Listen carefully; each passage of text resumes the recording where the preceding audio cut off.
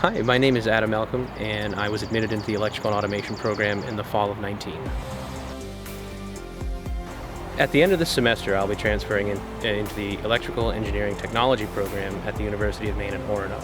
I know Rick Reardon at the end of the third semester actually has a printout for us to reach out to specific people at the University of Maine if we're interested in transferring, and that was something I did.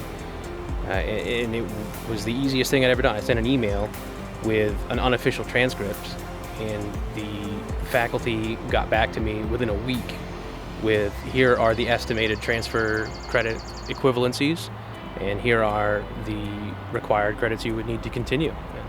By starting at Eastern Maine Community College and then transferring into the University of Maine, I've probably saved close to half, at least 1/3 of what the total cost would be if I had started up at the University of Maine.